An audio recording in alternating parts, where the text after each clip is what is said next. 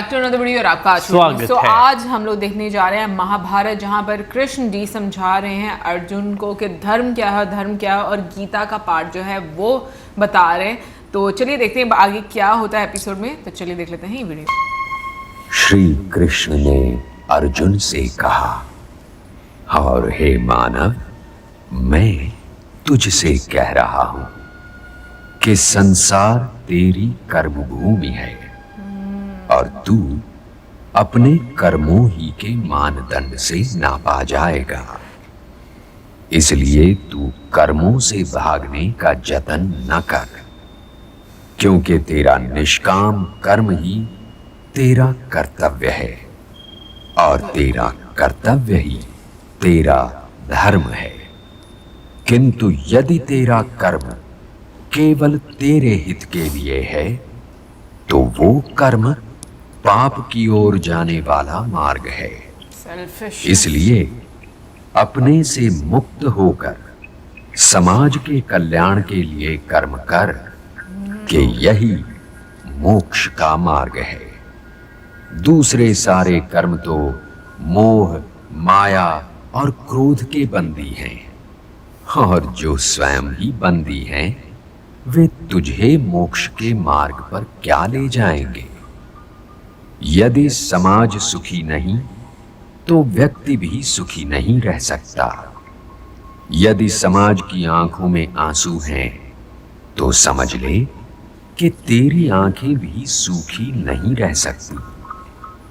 यदि वृक्ष कट जाएंगे तो तुझे फल भी नहीं मिल सकता, क्योंकि फल देना और छाया देना तो वृक्ष का कर्म है।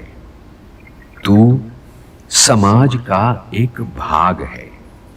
अपने को भाग समझ, स्वामी न समझ। इसी में तेरा कल्याण है और ये ज्ञान श्रेष्ठ है। और जिसे ये ज्ञान है उसका जीवन ही यज्ञ है। अपि चेदसि पापेभ्यः सर्वेभ्यः पापकृत्तमः सर्वं ज्ञानप्लवेनैव वृजिनं संतरिष्यसि। तो तुम भी ज्ञान की नौका में बैठकर पाप के सागर को पार कर जाओ। ये समझ लो पार्थ कि जैसे अग्नि सब कुछ जलाकर भस्म कर देती है, वैसे ही ज्ञान की अग्नि कर्म फल की इच्छा, फल की प्राप्ति न होने पर आने वाले क्रोध और उस क्रोध के सहारे आगे बढ़ने वाले मोह को जलाकर भस्म कर देती है। हे पार्थ, इस मंत्र को सदैव याद रखो कि संसार में ज्ञान के समान पवित्र करने वाली न ही कोई वस्तु है और न ही कोई तत्व। ज्ञान ही सर्वोत्तम है। अज्ञश्च अश्रद्धानश्च संशयात्मा विनश्यति नायम लोकोस्ति न परः न सुखम संशयात्मनः। जो अज्ञानी हैं, जिनमें श्रद्धा भाव नहीं है, जो बात बात पर शंका करते हैं, संशय युक्त हैं, वे तो नष्ट हो ही जाते हैं और उन्हें ना इस लोक में सुख मिलता है और ना ही परलोक में। इसलिए हे भारत, संशय को त्यागो और तुम्हारे भीतर जो मुनि बैठा है उसे जगाओ। ज्ञान योगी बनो पार्थ, ज्ञान योगी बनो और समझ लो कि ज्ञान की चरम सीमा ही कर्म संन्यास है। आप कर्म संन्यास और कर्म योग दोनों ही की प्रशंसा कैसे कर सकते हैं केशव? कर्म संन्यास और ये दोनों एक दूसरे को काटते नहीं बंधु, और कल्याणकारी तो ये दोनों ही हैं, किंतु इन दोनों में श्रेष्ठ है कर्म योग। वो क्यों और वो कैसे? जो द्वेष और आकांक्षा से ऊपर उठकर कर्म करता है वो तो नित्य सन्यासी है ही, और वो द्वंद्वों से रहित होकर सांसारिक बंधनों से मुक्त हो जाता है। इसलिए जो कर्म संन्यास को कर्म योग से अलग समझता है वो तो मूर्ख है ही। ज्ञानी ऐसा कभी नहीं समझते। कर्म त्याग तो वास्तव में निहित स्वार्थ के त्याग का नाम है पार्थ। इसलिए कर्म योग के बिना कर्म संन्यास की प्राप्ति हो ही नहीं सकती। कर्मयोगी को तत्वों का ज्ञान होता है और उसका देखना न देखना, सुनना न सुनना, चखना न चखना, जागना न जागना, लेना न लेना, छोड़ना न छोड़ना और उसका हर कर्म लोक कल्याण के लिए होता है, और इसीलिए वो पाप से बिल्कुल वैसे ही अलग रहता है जैसे कमल जल में रहकर भी जल से अलग रहता है।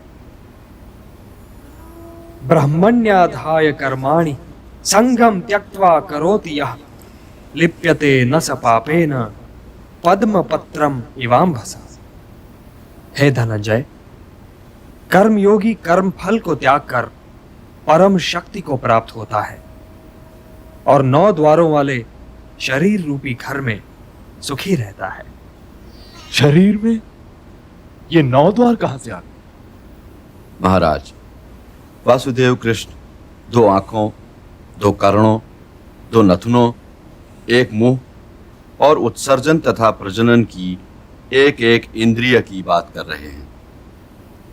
उनके कहने का तात्पर्य यह है कि केवल निष्काम कर्म करने वाले ही का आत्मा उसके शरीर में सुखी रह सकता है, क्योंकि आत्मा मोह के धुंधले वातावरण में सुखी नहीं रह सकता।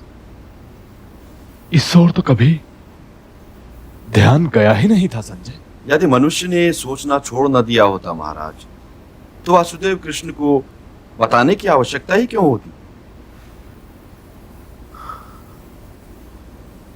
9 द्वार वाले इस घर से अब आगे चलो संजय।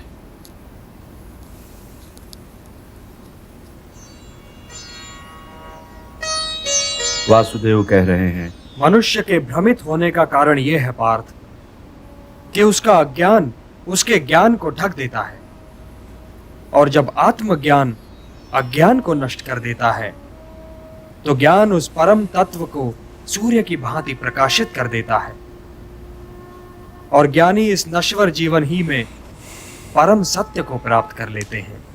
उन्हें जन्म पर जन्म नहीं लेना पड़ता, वो इसी नश्वर जीवन में मोक्ष को प्राप्त कर लेते हैं।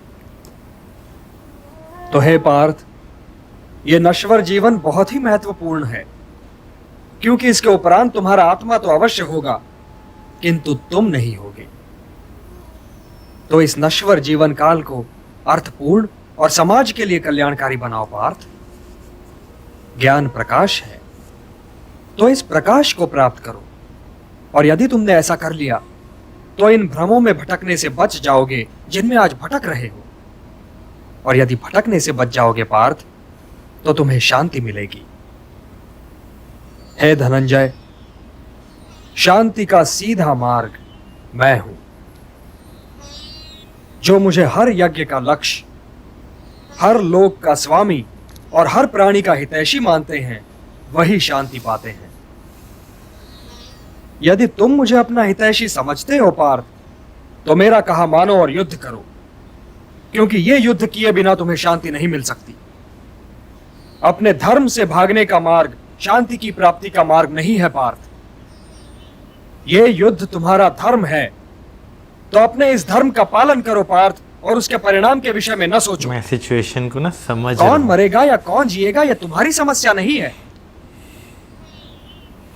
हे पांडव, लोग जिसे सन्यास कहते हैं उसे तुम योग मानो, और संशय, द्वेष और आकांक्षा से मुक्त होकर युद्ध करो, क्योंकि इन्हें त्यागे बिना तो कोई योगी हो ही नहीं सकता।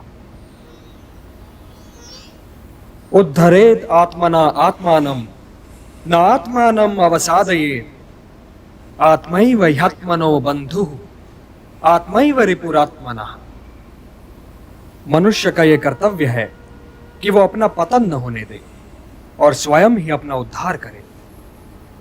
मनुष्य स्वयं ही अपना मित्र भी है और अपना शत्रु भी।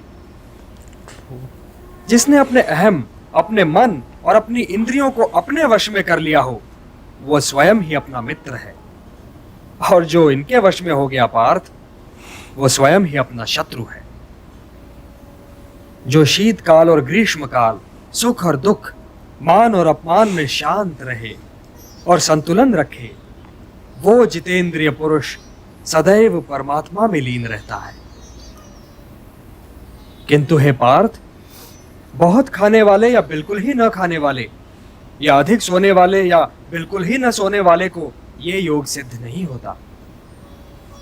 जीवन संतुलन का नाम है पार्थ। और संतुलित ढंग से जीने वाले मनुष्य का योग उसके दुखों को हर लेता है। जैसे वायु रहित स्थान पर दीपक की ज्योति निश्चल रहती है, वैसे ही मोह रहित योगी भी निश्चल रहता है। चंचल मन को मनमानी न करने दो पार्थ, उसे रोको और उसे अपने आत्मा का अधीन बनाओ। तुम्हारी उलझनों का यही उपचार है। मेरी ओर देखो पार्थ, मेरी ओर देखो। जिसे हर दिशा और हर वस्तु में केवल मैं ही दिखाई दूं, वो तो कभी भटक ही नहीं सकता। जो मुझे नहीं भूलता पार्थ, मैं भी उसे नहीं भूलता। वो तो सांसारिक जीवन व्यतीत करते हुए भी संसार से अलग और मेरे भीतर रहता है।